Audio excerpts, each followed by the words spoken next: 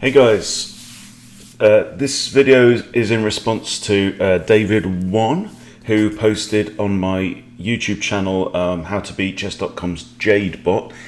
Any chance that you could play again using white and discuss ideas about playing such an aggressive opponent? Okay, so let's go. So I've got Jade up here. We've selected white and let's see what we can do. So this is rated 1300. I'm going to play e4.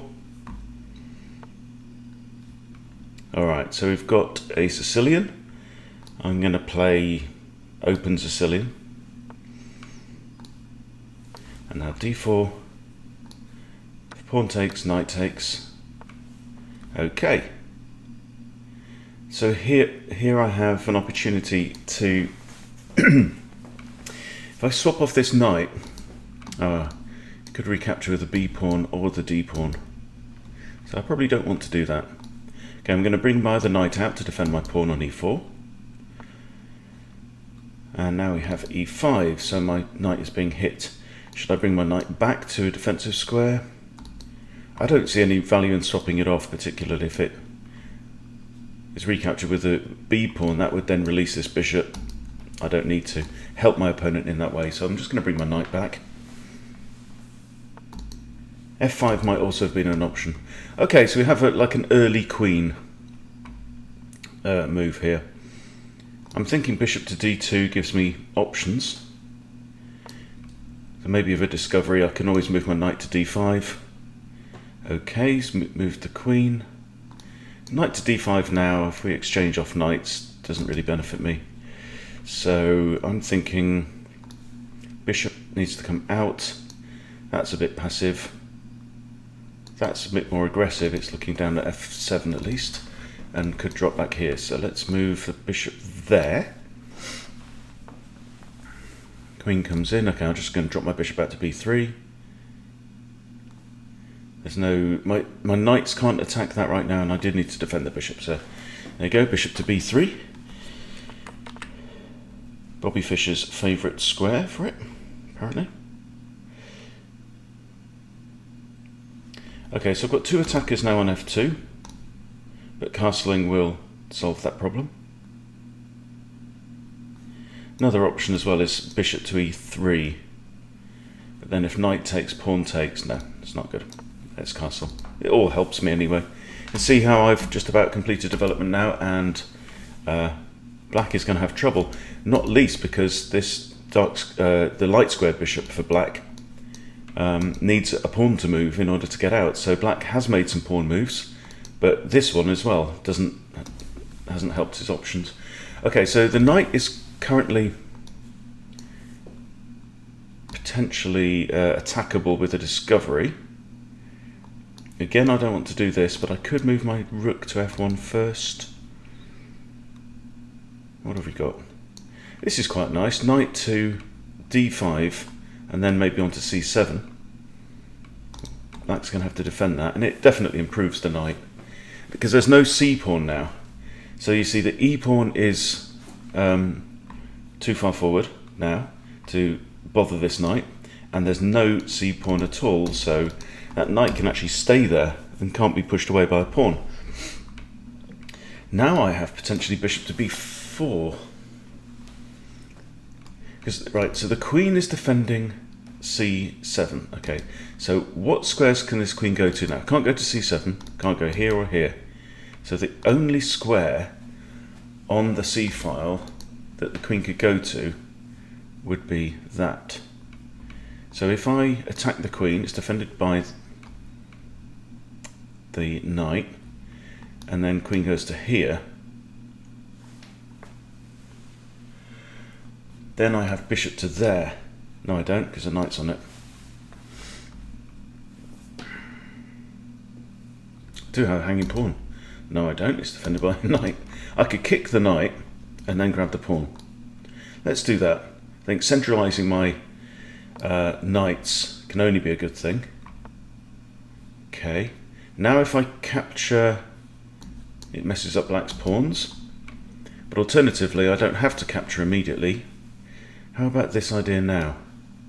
If bishop to there now, still defended by the knight, still attacking the queen. If queen moves there, I now have knight takes e5 with an attack on the queen. Let's go for that idea. Seems cool.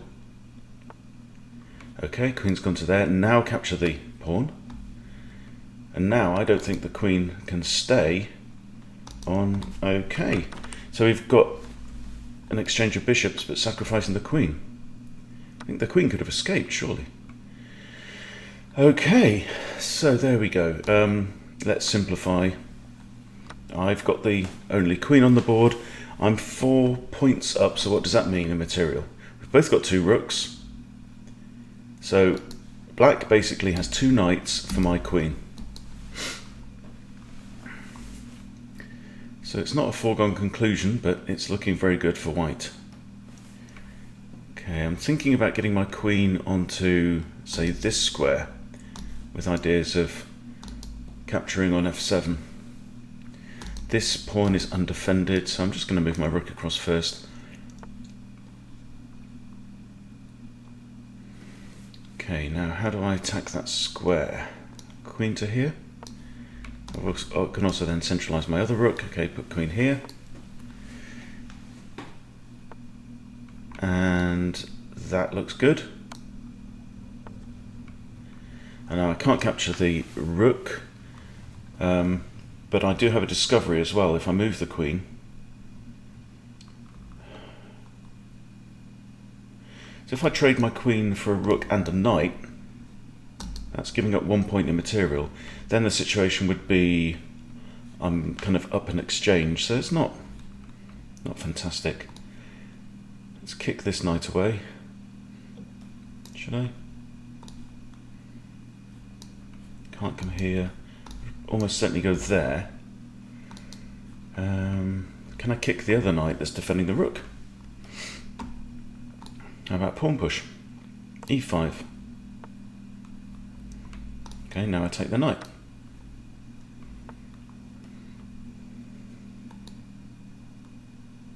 Capture the rook.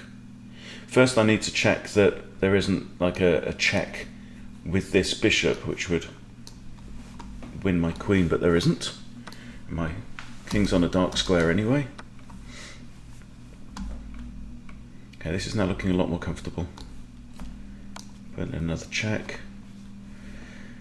Pin the knight. So now the knight is mine if I want it. Let's have it.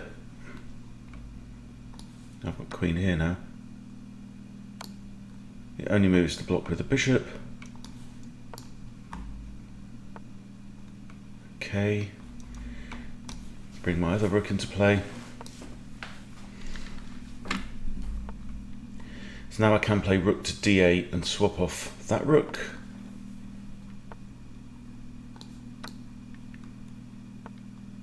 And queen takes, checkmate. So there you go. That is how to beat Jade playing with the white pieces. You've got to be fairly aggressive. Jade will make errors.